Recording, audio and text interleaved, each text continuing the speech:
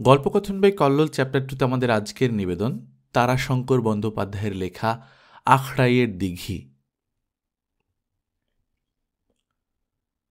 কয়েক বছর পরপর অজন্মার উপর সে বছর নিদারুণ অনাবৃষ্টিতে দেশটা যেন জ্বলিয়া গেল। বৈশাখের প্রারম্ভেই অন্নাভাবে দেশময় হাহাকার উঠিল। রাজ সরকার পর্যন্ত চঞ্চল হইয়া উঠিলেন। সত্যই দুর্ভিক্ষ হইয়াছে কিনা তদন্তের জন্য রাজকর্মচারী মহলে ছোটাছুটি পড়িয়া গেল। এই তদন্তে কান্দি সাবডিভিশনের কয়টা থানার ভার লইয়া ঘুরিতেছিলেন রজতবাবু ডিএসপি, সুরেশবাবু ডেপুটি আর রমেন্দ্রবাবু কোঅপারেটিভ ইন্সপেক্টর। অতীতকালের সুপ্রশস্ত বাদশাহী সড়কটা ভাঙিয়া চুরিয়া গোপথের মতো মানুষের অব্যবহার্য হইয়া উঠিয়াছে। তাহার উপর ডিস্ট্রিক্ট বোর্ডের ঠিকাদার মাটির ঢেলা বিছাইয়া পথটিকে আরও দুর্গম করিয়া তুলিয়াছে। কোনরূপে তিনজনে একপাশের পায়ে চলা পথরেখার উপর দিয়া বাইসাইকেল ঠেলিয়া চলিয়াছিলেন। বৈশাখ মাসের অপরাহ্নবেলা বিদগ্ধ আকাশখানা ধূলাচ্ছন্ন ধূসর হইয়া উঠিয়াছে। কোথাও কণামাত্র মেঘের লেশ নাই। হু হু করিয়া গরম বাতাস পৃথিবীর বুকের রস পর্যন্ত শোষণ করিয়া লইতেছিল। একখানা গ্রাম পার হইয়া সম্মুখে এক বিস্তীর্ণ প্রান্তর আসিয়া পড়িল। ও প্রান্তের গ্রামের চিহ্ন এ প্রান্ত হইতে দৃষ্টিতে ধরা দেয় না। দক্ষিণে বামে শস্যহীন মাঠ ধুধু করিতেছে। গ্রীষ্মের চিহ্ন বহুদূরে দিগ্বলয়ে কালির ছাপের মতো বোধ হইতেছিল। রজতবাবু চলিতেছিলেন সর্বাগ্রে। তিনি ডাকিয়া কহিলেন, নামছি আমি, আপনারা ঘাড়ের উপর এসে পড়বেন না যেন। তিনজনই বাইসাইকেল হতে নামিয়া পড়িলেন। সঙ্গীরা কোনো প্রশ্ন করিবার পূর্বেই তিনি বলিলেন, কই মশাই, সামনে গ্রামের চিহ্নও যে দেখা যায় না, এদিকে দিবাজে অবসান প্রায়। রমেন্দ্রবাবু কোমরে ঝুলানো বাইনোকুলারটা চোখের উপর ধরিয়া কহিলেন, দেখা যাচ্ছে গ্রাম, কিন্তু অনেক দূরে, অন্তত 5-6 মাইল হবে। রজতবাবু রিস্টওয়াচটার দিকে দৃষ্টি নিক্ষেপ করিয়া বলিলেন, 6:45, এখনো আধা ঘন্টা 3/4 দিনের আলো পাওয়া যাবে। কিন্তু এদিকে যে বুক মরুভূমি হয়ে উঠল মশাই, আমার ওয়াটার ব্যাগে তো এক বিন্দু জল আর নেই। আপনাদের কি অবস্থা? রমেন্দ্রবাবু কহিলেন, আমারও তাই। সুরেশবাবু, আপনার অবস্থা কি? আপনি যে কথাও বলেন না, দৃষ্টিটাও বেশ বাস্তব জগতে আবদ্ধ নয় যেন। ব্যাপার কি বলুন তো? সুরেশবাবু মৃদু হাসিয়া বলিলেন, সত্যি বর্তমান জগতে ঠিক মনটা নিবদ্ধ ছিল না। অনেক দূর অতীতের কথা ভাবছিলাম আমি। রজতবাবু সাগ্রহে বলিয়া উঠিলেন, অতীত যখন তখন ইন্টারেস্টিং নিশ্চয়ই, চাই কি রোমান্টিকও হতে পারে। তৃষ্ণা নিবারণের জন্য আর ভাবতে হবে না, উঠে পড়ুন গাড়িতে। গাড়িতে চলতে চলতেই আপনি গল্প বলতে শুরু করুন আর আমরা শুনে যাই। কিন্তু এই 4-5 মাইল পথ কভার করবার মতো গল্পের খোরাক হওয়া চাই মশাই। সুরেশবাবু আপনার জলাধারটি খুলিয়া আগাইয়া দিয়া বলিলেন, আমার জল এখনো আছে, জল পান করে একটু সুস্থ হন আগে।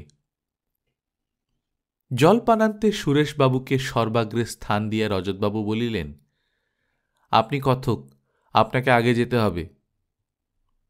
সকলে গাড়িতে চড়িয়া বসিলেন। সুরেশবাবু বলিলেন, আপনাদের জলের চিন্তার কথা শুনেই কথাটা আমার মনে পড়ল। পিছন হইতে রমেন্দ্রবাবু হাঁকিলেন, দাঁড়ান মশাই, দাঁড়ান। বাহ, আমাকে বাদ দিয়ে গল্প চলবে? বেশ, এইবার বলুন কি বলছিলেন। হ্যাঁ, একটু উচ্চ কণ্ঠে কিন্তু। সুরেশবাবু বলিলেন, যে রাস্তাটায় চলেছি আমরা, এই রাস্তাটার নাম জানেন? এইটাই অতীতের বিখ্যাত বাদশাহী সড়ক। এই রাস্তায় কোনো পথিক কোনো দিন জলের জন্য চিন্তা করেনি।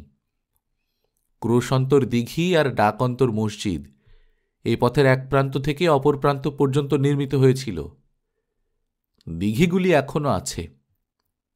বাধা দিয়ে রজতবাবু প্রশ্ন করিলেন, ডাকন্তর মসজিদ ব্যাপারটা কি? ডাকন্তর মসজিদের অর্থ হচ্ছে এক মসজিদের আজানের শব্দ যতদূর পর্যন্ত যাবে ততদূর বাদ দিয়ে আরেকটি মসজিদ তৈরি হয়েছিল। এক মসজিদের আজান ধ্বনি অপর এক মসজিদ থেকে শোনা যেত। একদিন ভাবুন, দেশ দেশান্তরব্যাপী সুদীর্ঘ এই পথখানির এক প্রান্ত থেকে অপর প্রান্ত পর্যন্ত একসঙ্গে আজান ধ্বনি ধ্বনিত হয়ে উঠত। ওই দেখুন, পাশের ওই যে ইটের স্তূপ, ওটি একটি মসজিদ ছিল, আর প্রতি ক্রোশে একটা দিঘি আছে। তাই বলছিলাম, এই রাস্তায় কেউ কখনো জলের ভাবনা ভাবেনি। রমেন্দ্রবাবু কহিলেন, বাদশাহী সড়ক যখন, তখন কোনো বাদশাহের কীর্তি নিশ্চয়ই। কিন্তু কোন বাদশাহের মশাই? ঠিক বুঝতে পারা যায় না, ঐতিহাসিকরা বলতে পারেন। তবে এই বিষয়ে সুন্দর একটি কিংবদন্তি এদেশে প্রচলিত আছে। শোনা যায় নাকি কোন বাদশাহ বা নবাব দিগ্বিজয়ে গিয়ে ফেরবার মুখে এক সিদ্ধ ফকিরের দর্শন পান। সেই ফকির তার অদৃষ্ট গণনা করে বলেন, রাজধানী পৌঁছেই তুমি মারা যাবে। বাদশাহ ফকিরকে ধরলেন, এর প্রতিকার করে দিতে হবে। ফকির হেসে বললেন, প্রতিকার? মৃত্যুর গতিরোধ করা কি আমার ক্ষমতা? বাদশাও ছাড়েন না। তখন ফকির বলেন, তুমি এক কাজ করো, এখান থেকে এক রাজপথ তৈরি করতে করতে যাও তোমার রাজধানী পর্যন্ত। তার পাশে পাশে ক্রোশ অন্তর দিঘি আর ডাক অন্তর মসজিদ তৈরি করো। সুরেশবাবু নীরব হইলেন। রজতবাবু ব্যগ্রভাবে প্রশ্ন করিয়া উঠিলেন, তারপর মশাই, তারপর? হাসিয়া সুরেশবাবু বলিলেন, তারপর বুঝুন না কি হল। আজকাল গল্প সাজেস্টিভ হয় ভালো। বাদশাহ রাজধানী পৌঁছেই মারা গেলেন, কিন্তু কতদিন তিনি বাঁচলেন অনুমান করুন। এই পথ, এইসব দিঘি, এতগুলি মসজিদ তৈরি করতে করতে যতদিন লাগে ততদিন তিনি বেঁচে ছিলেন। রজতবাবু বলিলেন, হামবাক, বাচ্চাটা একটি ইডিয়েট ছিলেন বলতে হবে। তিনি তো পথটা শেষ না করলেই পারতেন, আজ পর্যন্ত তিনি বেঁচে থাকতে পারতেন। রমেন্দ্রবাবু গাড়ি হইতে নামিবার উদ্যোগ করিয়া কহিলেন, দাঁড়ান মশাই, এই পথের ধুলো আমি খানিকটা নিয়ে যাব, আর মসজিদের একখানা ইট। সুরেশবাবু কহিলেন, আর একটা কথা শুনে তারপর, পথ তো ফুরিয়ে যায়নি আপনার। রজতবাবু তাগাদা দিলেন, সেটা আবার কি? এদেশে একটা প্রবচন আছে, সেটার সঙ্গে আপনার পরিচয় থাকা সম্ভব। পুলিশ রিপোর্টে সেটা আছে। রমেন্দ্রবাবু অসহিষ্ণু হইয়া বলিলেন, ছুলোই যাক মশাই পুলিশ রিপোর্ট, কথাটা বলুন তো আপনি। তাড়া দেবেন না মশাই, গল্পের রস নষ্ট হবে। কথাটা হচ্ছে, আখড়ায়ের দিঘির মাটি, বাহাদুরপুরের লাঠি, কুলির ঘাঁটি, এই তিনের যোগাযোগে এখানে শত শত নরহত্যা হয়ে গেছে। রাত্রে এ পথে পথিক চলত না ভয়ে।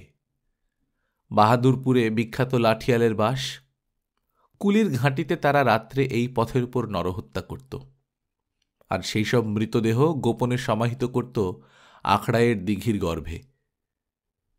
রজতবাবু বলিয়া উঠিলেন, ও তাই নাকি, এই সেই জায়গা? সুরেশবাবু উত্তর দিলেন, তার কাছাকাছি এসেছি আমরা। রজতবাবু কহিলেন, এখনো পুজোর আগে এখানে চৌকিদার রাখবার ব্যবস্থা আছে। তার আর দরকার নেই বোধহয়, এরা এখন শাসন মেনে নিয়েছে। রমেন্দ্রবাবুর গাড়িখানা এই সময় একটা গর্তে পড়িয়া লাফাইয়া উঠিয়া পড়িয়া গেল। রমেন্দ্রবাবু লাফ দিয়া কোনরূপে আত্মরক্ষা করিলেন। সকলেই গাড়ি হইতে নামিয়া আগাইয়া আসিলেন। গাড়িখানা তুলিয়া রমেন্দ্রবাবু বলিলেন, যন্ত্র বিকল, এখন ইনি আমার ঘাড়ে চেপে যাবার মতলব করেছেন। একখানা চাকা ধাক্কায় বেঁকে টাল খেয়ে গেছে, আমাদের হাতের মেরামতের বাইরে। সন্ধ্যার অন্ধকার ঘনাইয়া উঠিতেছিল। রজতবাবু অস্পষ্ট সম্মুখের দিকে চাহিয়া বলিলেন, এ যে মহাবিপদ হল সুরেশবাবু, কি করা যায়? হাসিয়া সুরেশবাবু বলিলেন, পথপার্শ্বে বিশ্রাম, মালপত্র নিয়ে পেছনের গোজান না এলে উপায় বিশেষ দেখছি নে। আপনাকে বিপদের হেতু ভাবিয়া রমেন্দ্রবাবু একটু অপ্রস্তুত হইয়া পড়িয়াছিলেন। তিনি তখনও গাড়িখানা লইয়া মেরামতের চেষ্টা করিতেছিলেন। রজতবাবু কহিলেন, ঘাড়ে তুলুন মশাই বাহনকে, তবু একটা বিশ্রামের উপযুক্ত স্থান দেখে নেওয়া যাক। বাইসাইকেলে ঝুলানো ব্যাগ হইতে টর্চটা বাহির করিয়া সুরেশবাবু সেটার চাবি টিপিলেন। তীব্র আলোক রেখায় সম্মুখের প্রান্তর আলোকিত হইয়া উঠিল। অদূরে একটা মাটির উঁচু স্তূপ দেখিয়া সুরেশবাবু কহিলেন, এই যে সম্মুখেই বোধহয় আখড়াইয়ের দিঘি, চলুন, ওরই বাঁধা ঘাটে বসা যাবে। রজতবাবু বলিলেন, হ্যাঁ, অতীত যুগের কত শত হতভাগ্য পথিকের প্রেতাত্মার সঙ্গে সুখ দুঃখের কথাবার্তা অতি উত্তমই হইবে। এতক্ষণে হাসিয়া রমেন্দ্রবাবু কথা কহিলেন, আর বাহাদুরপুরের দু একখানা লাঠির সঙ্গে যদি সাক্ষাৎ হয়, সে উত্তমের পরে অযোগ্য মধ্যম হবে কিনা, কি বলেন? কোমরে বাঁধা পিস্তলটায় হাত দিয়া রজতবাবু কহিলেন, তাতে রাজি আছি। প্রকাণ্ড দিঘিটা অন্ধকারের মধ্যে ডুবিয়া আছে। শুধু আকাশের তারার প্রতিবিম্বে জলতলটুকু অনুভব করা যাইতেছিল। চারিপাড় বেড়িয়া বন্য লতাজালে আচ্ছন্ন বড় বড় গাছগুলিকে বিকট দৈত্যের মতো মনে হইতেছিল। চারিদিক অন্ধকারে থমথম করিতেছে। দিঘিটার দীর্ঘ দিকের মধ্যস্থলে সে আমলের প্রকাণ্ড বাঁধা ঘাট।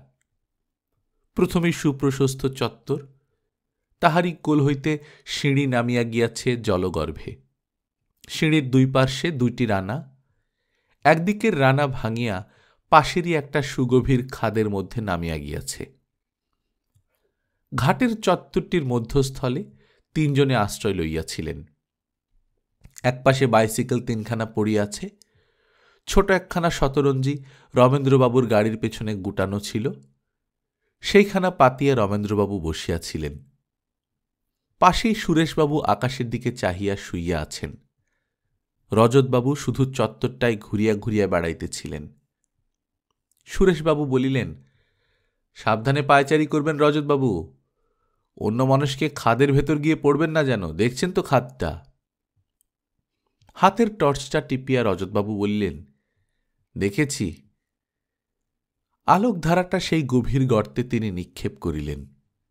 সুগভীর খাদটার গর্ভদেশটা আলোকপাতে যেন হিংস্র হাসি হাসিয়া উঠিল।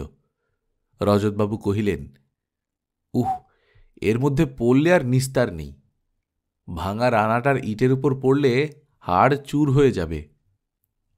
তিনি এদিকে সরিয়া আসিয়া নিরাপদ দূরত্ব বজায় করিলেন।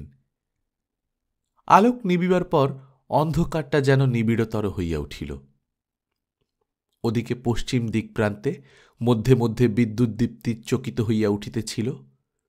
সুরেশবাবু নীরবতা ভঙ্গ করিয়া কহিলেন, কে কি ভাবছেন বলুন তো? রমেন্দ্রবাবু বাধা দিয়ে বলিলেন, ওদিকে কি যেন একটা ঘুরে বেড়াচ্ছে বলে বোধ হচ্ছে। কি বলুন তো? সঙ্গে সঙ্গে দুইটা টর্চের শিখা দিঘির বুক উজ্জ্বল করিয়া তুলিল। রজতবাবু কহিলেন, কই? রমেন্দ্রবাবু কহিলেন, ওপারে, ঠিক জলের ধারে, লম্বা মতো, মানুষের মতো কি একটা ঘুরে বেড়াচ্ছিল বোধ হল।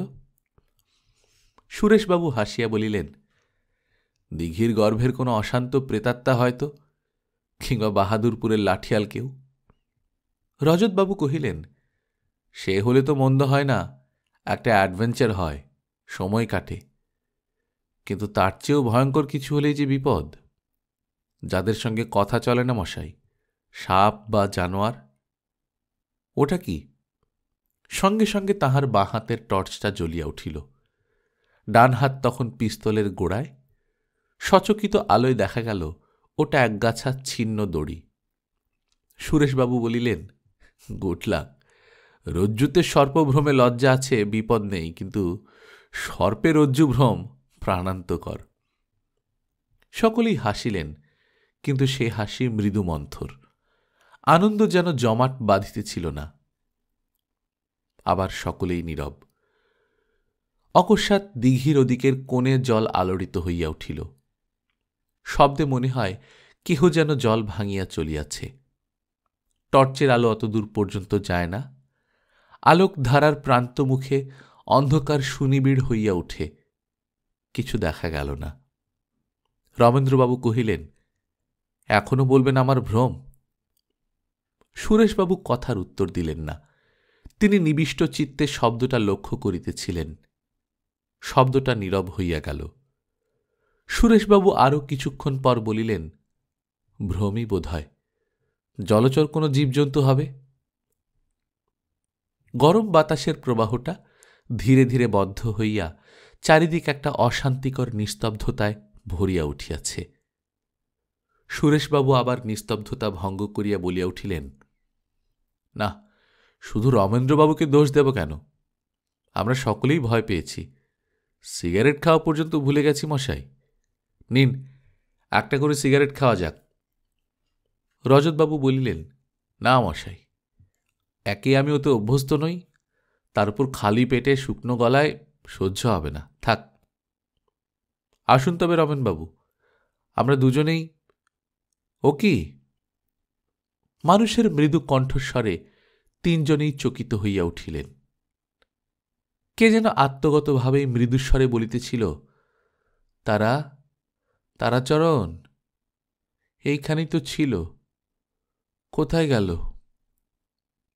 রজতবাবুর হাতের টর্চটা প্রদীপ্ত রশ্মি রেখায় জ্বলিয়া উঠিল। রমেনবাবু ত্রস্ত স্বরে বলিলেন, এদিকে এদিকে, ভাঙা রানাটার পাশে, জলের ধারে।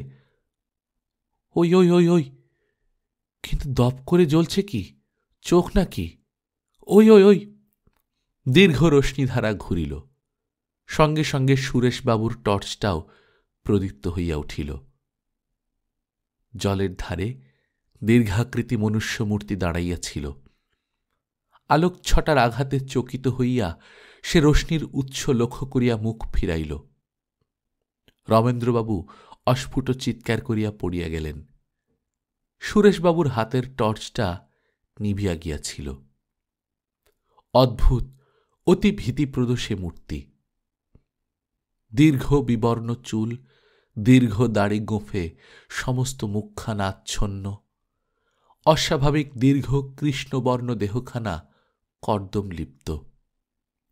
কোটরগত জ্বলন্ত চোখ দুইটিতে আলো পড়িয়া ঝকঝক করিতেছিল। সে মূর্তি ধরণীর সজীবতার সর্বমাধুর্য বর্জিত, মাটির জগতের বলিয়া বোধ হয় না। রজতবাবু স্তম্ভিত হইয়া গেলেন। তবু তিনি কয়েক পদ অগ্রসর হইয়া প্রশ্ন করিলেন, কে কে তুমি? উত্তর দাও, কে তুমি? নিথর নিস্তব্ধ মূর্তির মুখের পেশিগুলি ঈষৎ চঞ্চল হইয়া উঠিল। একটা অদ্ভুত ভঙ্গিতে অধর রেখা ভিন্ন হইয়া গেল। সে ভঙ্গিমা যেমন হিংস্র, তেমনি ভয়ঙ্কর। রজতবাবু আকাশ লক্ষ্যে পিস্তলটার ঘোড়া টিপিলেন। সুগভীর গর্জনে নিবিড় অন্ধকার চমকিয়া উঠিল। বৃক্ষ নিরাশ্রয়ী পাখির দল কলরব করিয়া উঠিল। সঙ্গে সঙ্গে অদ্ভুত আর একটা গর্জনে চারিদিক কাঁপিয়া উঠিল। একটা বিকট হিংস্র গর্জন করিয়া সে বিকট মূর্তি লাফ দিয়া ছুটিয়া আসিল। সে মূর্তি তখন জানোয়ারের চেয়ে হিংস্র, উন্মত্ত। রজতবাবুর বাঁ হাতের টর্চটা হাত হইতে পড়িয়া গেল। ডান হাতে পিস্তলটা কাঁপিতেছিল। অন্ধকারের মধ্যে গুরুভার কিছু পতনের শব্দের সঙ্গে সঙ্গে আহত পশুর মতো একটা আর্তনাদ ধ্বনিয়া উঠিল।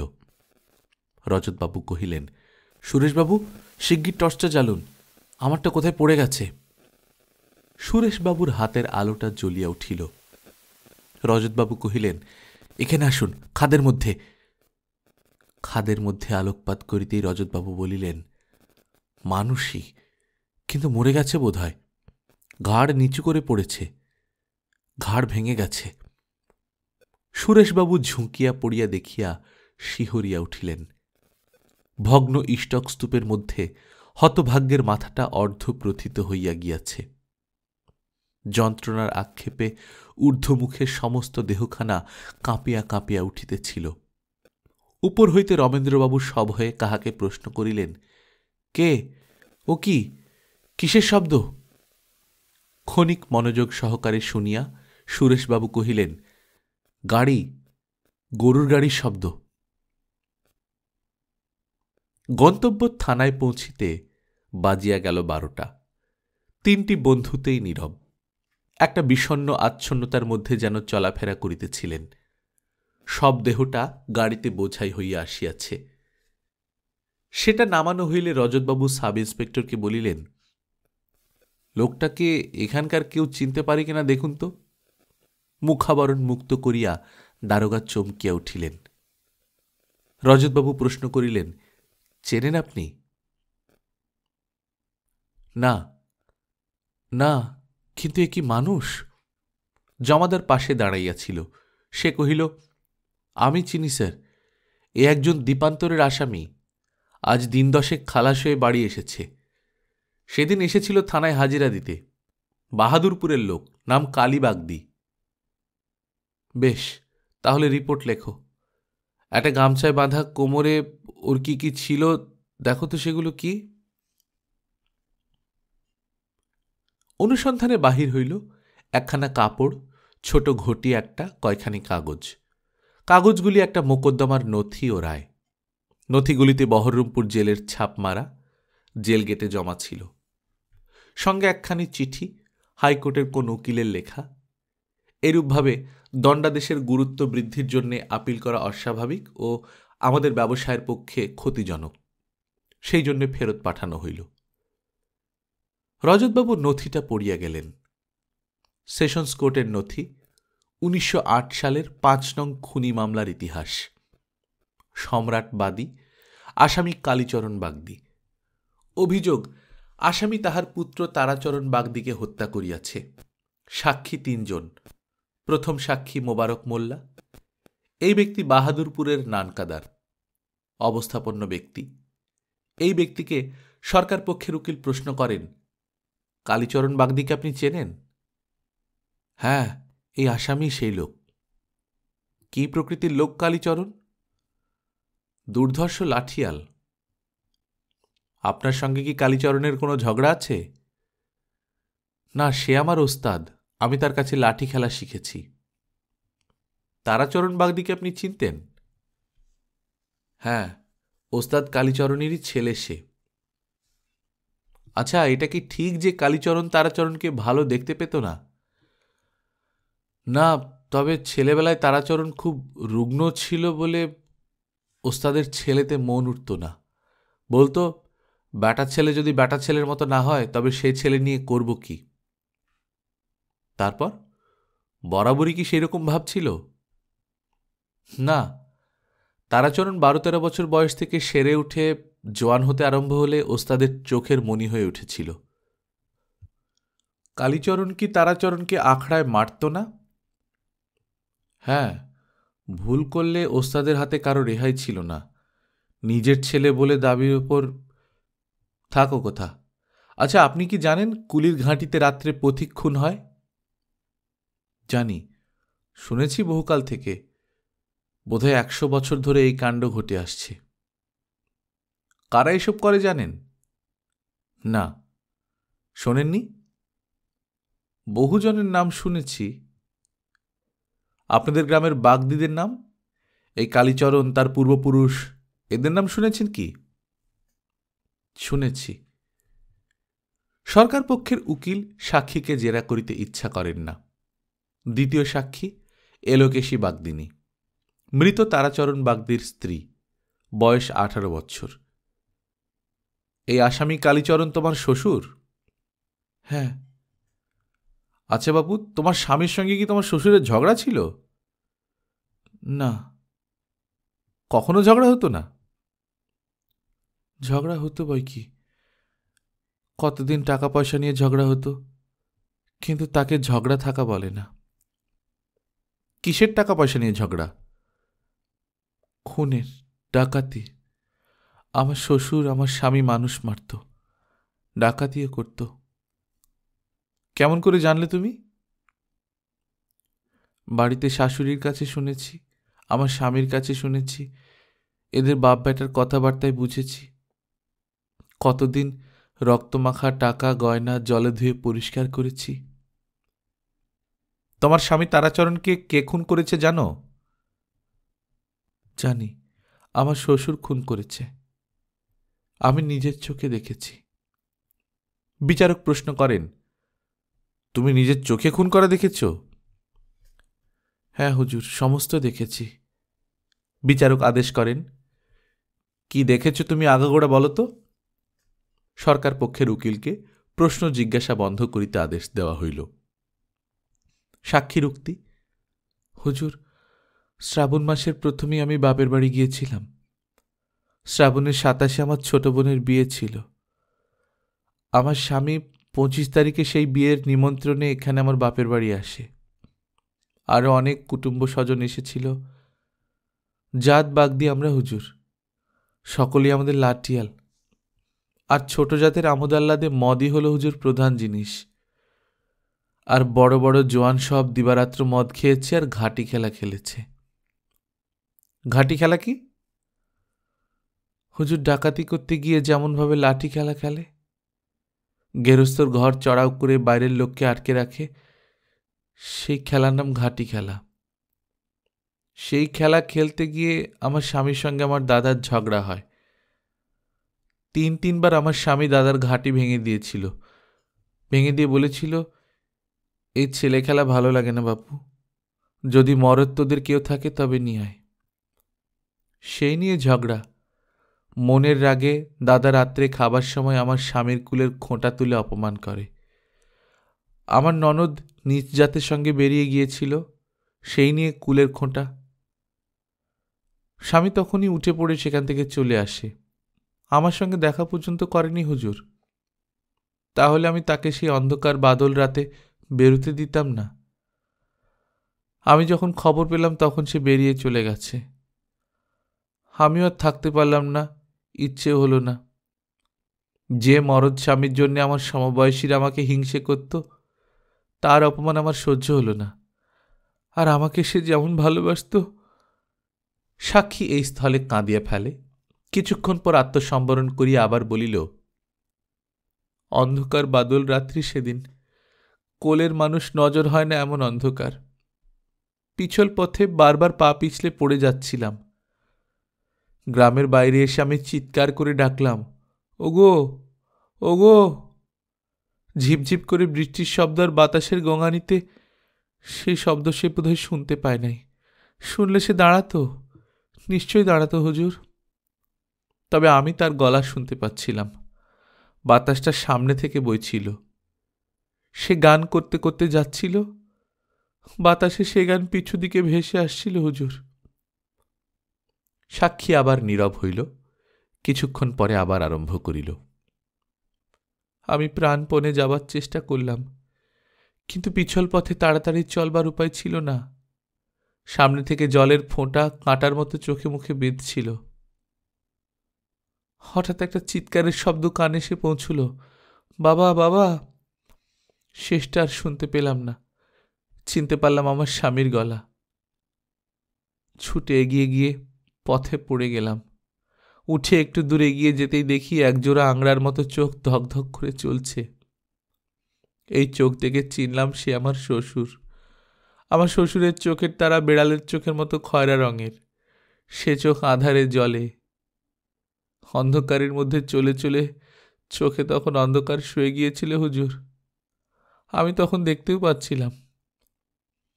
দেখলাম আমার শ্বশুর একটা মানুষকে কাঁধে ফেলে আখড়ায়ের দিঘির পাড় দিয়ে নেমে গেল। বুক ফেটে কান্না এলো হুজুর, কিন্তু কাঁদতে পারলাম না। গলা যেন বন্ধ হয়ে গিয়েছিল, চোখে যেন আগুন জ্বলছিল। আমিও তার পিছন নিলাম। সাক্ষীকে বাধা দিয়া বিচারক প্রশ্ন করিলেন, তোমার ভয় হলো না? সাক্ষী উত্তর দিল, হুজুর, আমরা বাগদির মেয়ে। আমাদের মরদে খুন করে, আমরা লাশ গায়েব করি। হুজুর, আমার হাতে যদি তখন কিছু থাকত, তবে ওই খুনেকে ছাড়তাম না। সাক্ষী অকস্মাৎ উত্তেজিত হইয়া কাঠগড়া হইতে বাহির হইয়া পড়িয়া আসামিকে আক্রমণের চেষ্টা করে। তাহাকে ধরিয়া ফেলা হয় ও তাহার উত্তেজিত অবস্থা দেখিয়া সেদিনকার মতো বিচার স্থগিত রাখিতে আদেশ দেওয়া হয়। সাক্ষী কিন্তু বলে যে সে বলিতে সমর্থ এবং আর সে এরূপ আচরণ করিবে না।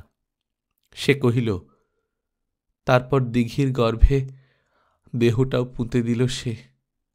আমি দেখলাম তখন পশ্চিম আকাশে কাস্তের মতো এক ফালি চাঁদ মেঘের আড়ালে উঠেছিল। অন্ধকার অনেকটা পরিষ্কার হয়ে এসেছে। সেই আলোতে পরিষ্কার চিনতে পারলাম, হুজুর, খুনি আমার শ্বশুর। সে বাড়ির দিকে হনহন করে চলে গেল। আমি পিছু ছাড়ি নাই। বাড়িতে এসে লাফ দিয়ে পাঁচিল ডিঙিয়ে সে বাড়ি ঢুকল। আমি দাঁড়িয়ে রইলাম। অল্পক্ষণ পরেই কে বুক ফাটিয়ে কেঁদে উঠল। চিনলাম সে আমার শাশুড়ির গলা, কিন্তু একবার কেঁদেই চুপ হয়ে গেল। এই সময় আসামি বাধা দিয়া বলিয়া উঠিল, আমি তার মুখ চেপে ধরেছিলাম, হুজুর, আর সাক্ষী সাবদে দরকার নাই।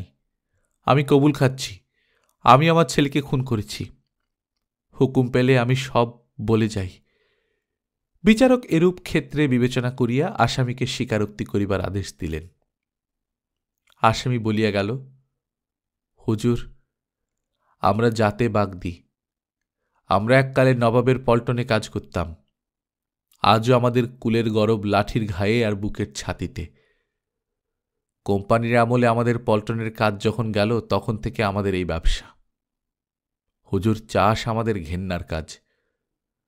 মাটির সঙ্গে কারবার করলে মানুষ মাটির মতোই হয়ে যায়। মাটি হল মেয়ের জাত। জমিদার বড়লোকের বাড়িতে এককালে আমাদের আশ্রয় হতো, কিন্তু কোম্পানির রাজত্বে থানা পুলিশের জবরদস্তিতে তারাও সব এক একে গেল। যারা টিকে থাকল তারা শিং ভেঙে ভেড়া ভালো মানুষ হয়ে বেঁচে রইল। তাদের ঘরে চাকরি করতে গেলে এখন নীচ কাজ করতে হয়, গাড়ু বইতে হয়, মোট মাথায় করতে হয়, জুতো খুলিয়ে দিতেও হয়, হুজুর। তাই আমরা এই পথ ধরি। আজ 4 পুরুষ ধরে আমরা এই ব্যবসা চালিয়ে এসেছি। জমিদারের লোকদিগিরি লোক দেখানো পেশা ছিল আমাদের। রাত্রির পর রাত্রি চামড়ার মতো পুরো অন্ধকারে গা ঢেকে কুলির ঘাটিতে উঁত পেতে বসে থেকেছি। মদের নেশায় মাথার ভেতর আগুন ছুটত। সে নেশা ঝিমিয়ে আসতে পেত না। পাশেই থাকত মদের ভাঁড়, সেই ভাঁড়ে চুমুক দিতাম। অন্ধকারের মধ্যে পথিক দেখতে পেলে বাঘের মতো লাফ দিয়ে উঠতাম। হাতে থাকত ফাঁবড়া, শক্ত বাঁশের 2 হাত লম্বা লাঠি। সেই লাঠি ছুঁড়তাম মাটির কোল ঘেঁষে। সাপের মতো গোঙাতে গোঙাতে সে লাঠি ছুটে গিয়ে পথিকের পায়ে লাগলে আর তার নিস্তার ছিল না, তাকে পড়তেই হতো। তারপর একখানা বড় লাঠি তার ঘাড়ের ওপর দিয়ে চেপে দাঁড়াতাম, আর পা দুটো ধরে দেহটা উল্টে দিলেই ঘাড়টা ভেঙে যেত। এই সময় একজন জুরি অজ্ঞান হইয়া পড়ায় আদালত সেদিনকার মতো বিচার বন্ধ রাখিতে আদেশ দিলেন। পরদিন বিচারক ও জুরিগণ আসন গ্রহণ করিলে আসামি বলিতে আরম্ভ করিল, কত মানুষ যে খুন করেছি তার হিসেব আমার নেই। সে সময় কোনো কথা কানে আসে না, হুজুর। তাদের কাতরানি যদি সব কানে আসত, মনে থাকত, হুজুর, তাহলে সত্যি পাথর হয়ে যেতাম। মনে পড়ে শুধু 2টি মানুষের কথা, যেদিন আমার বাপের কাছ থেকে আমি হাতে খড়ি নিই, আর আমি আমার ছেলে তারাচরণকে যেদিন হাতে খড়ি দিই। সেই 2 দিনের কথা মনে আছে। সরল বাঁশের কোড়ার মতো দীর্ঘ কাঁচা জোয়ান তখন তারাচরণ। অন্ধকার রাত্রে শিকারের গলায় দাঁড়িয়ে বললাম, দে, পা দুটো ধরে ধরটা ঘুরিয়ে দে। সে থরথর করে কেঁপে ফুঁপিয়ে কেঁদে উঠল। আমি শিকার শেষ করলাম, কিন্তু মনটা কেমন সেদিন হিম হয়ে গেল। মনে পড়ে গেল প্রথম দিন আমিও এমনি করে কেঁপেছিলাম। তারপর, হুজুর, অভ্যেসে সব হয়। ক্রমে ক্রমে তারা আমার হয়ে উঠল গুলিবাঘ। পালকের মতো পাতলা পা, পাথরের মতো শক্ত ছাতি। শিকার পথের উপর পড়লে আমি যেতে না যেতে সে গিয়ে কাজ শেষ করে রাখত। ঘটনার দিন, হুজুর। আসামি নীরব হইল। সে পানীয় জল প্রার্থনা করিল। জল পান করিয়া সে কহিল, সেদিনের সে ভুল তারাচরণের, আমার ভুল নয়। তবে সে আমার ভাগ্যের দোষ, আর নয়তো যাদের খুন করেছি তাদের অভিসম্পাতের ফল। তবে এ যে হবে এ আমি জানতাম। আমার বাবা বলেছিল, আমাদের বংশ থাকবে না, নির্বংশ হতেই হবে। আবার আসামি নীরব হইল। আসামি কাতর হইয়া পড়িয়াছে বিবেচনা করিয়া আদালত কিছুক্ষণ সময় দিতে প্রস্তুত ছিলেন, কিন্তু আসামি তাহা চাহে না। সে কহিল, আর শেষ হয়েছে হুজুর, তবে আর একটু জল। পুনরায় জলপান করিয়া সে বলিয়া গেল, সেদিন তার আর আসবার কথা নয়। কুটুম বাড়িতে বিয়ের নেমন্তন্নে গিয়ে বিয়ের রাত্রেই সে চলে আসবে এ ধারণা আমি করতে পারি নাই হুজুর। সেদিন অন্ধকার রাত্রি, ঝিপঝিপ করে বাদলও নেমেছিল। আমার বৌমার কাছে শুনেছেন, আমার চোখ অন্ধকারে বেড়ালের মতো জ্বলে। আমার চোখে আমি সেদিন ভালো দেখতে পাচ্ছিলাম না, সর্বাঙ্গ ভিজে হিম হয়ে যাচ্ছিল। আমি ঘন ঘন মদের ভাড়ে চুমুক দিচ্ছিলাম। দুপ্রহর রাত পর্যন্ত শিকার না পেয়ে বিরক্ত হয়ে উঠে আসছি। এমন সময় কার গানের খুব ঠান্ডা আওয়াজ শুনতে পেলাম। বাতাস বইছিল আমার দিক থেকে, আওয়াজটা বাতাস ঠেলে উজানে ঠিক আসছিল না। সেদিন হাতে পয়সা কড়ি কিছু ছিল না। মানুষের সাড়া পেয়ে মদের ভাঁড়ে চুমুক মেরে অভ্যেস মতো লাফিয়ে উঠে দাঁড়ালাম। অন্ধকারে চলন্ত মানুষ নড়ছিল, মারলাম ফাবড়া, লাশ পড়ল। চিৎকার করে সে কি বললে কানে এলো না। ছুটে গিয়ে গলায় লাঠি দিয়ে উঠে দাঁড়াবো, শুনলাম, বাবা, বাবা আমি। কথাটা কানেই এলো, কিন্তু মনে গেল না। তার গলা চিনতে পারলাম না। লাঠির উপর দাঁড়িয়ে বললাম, এ সময় বাবা সবাই বলে। আসামি নীরব হইয়া রহিল। আবার সে বলিল, পেয়েছিলাম আনা 6 পয়সা আর তার কাপড়খানা। আবার সে নীরব হইল, কিন্তু মিনিট খানেকের মধ্যেই সে অজ্ঞান হইয়া পড়িয়া গেল। রায়ে বিচারক দণ্ডাদেশের পূর্বে লিখিয়াছেন, যুগ যুগান্তরের সাধনায় মানুষ ঈশ্বরকে উপলব্ধি করিয়া ন্যায় অন্যায়ের সীমারেখার নির্দেশ করিয়াছে। তাহারই নামে সৃষ্টি ও সমাজের কল্যাণে অন্যায় ও পাপের বোধ হেতু দণ্ডবিধির সৃষ্টি হইয়াছে। ঈশ্বরের প্রতিভূস্বরূপ বিচারক সেই বিধি অনুসারে অন্যায়ের শাস্তি বিধান করিয়া থাকেন। এই ব্যক্তির যে অপরাধ, বর্তমান রাষ্ট্রতন্ত্রের দণ্ডবিধিতে তাহার যোগ্য শাস্তি নাই। এক্ষেত্রে একমাত্র চরমদণ্ডই বিধি। আমার স্থির বিশ্বাস, সেই জন্যেই সমগ্র বিশ্বের অদৃশ্য পরিচালক তাহার দণ্ডবিধান স্বয়ং করিয়াছেন। চরমদণ্ড এক্ষেত্রে সেই গুরুদণ্ডকে লঘু করিয়া দিবে। ঈশ্বরের নামে বিচারকের আসনে বসিয়া তাহার অমোঘ বিধানকে লঙ্ঘন করিতে পারিলাম না। যাবজ্জীবন দীপান্তরের বাস ইহার শাস্তি বিহিত হইল। রায় শেষ হইয়া গেল। 3 জনেই নির্বাক হইয়া বসিয়া রহিলেন। মনের বিচিত্র চিন্তাধারার পরিচয় বোধহয় প্রকাশ করিবার শক্তি কাহারও ছিল না। অকস্মাৎ রমেন্দ্রবাবু কহিলেন, একটা কথা বলব সুরেশবাবু। মৃদুস্বরে সুরেশবাবু বলিলেন, বলুন। পুলিশ এক্সিকিউটিভ, আপনারা দুজনই তো এখানে রয়েছেন। দেহটা আর মর্গে পাঠাবেন না, ওই আখড়ায়ের দিঘির গর্ভেই ওকে শুয়ে থাকতে দিন।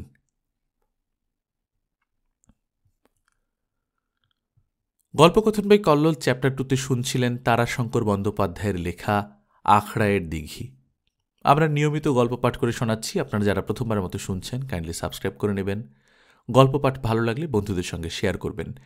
নিজে ভালো থাকবেন, আশপাশের লোকজনকে ভালো রাখবেন। টাটা।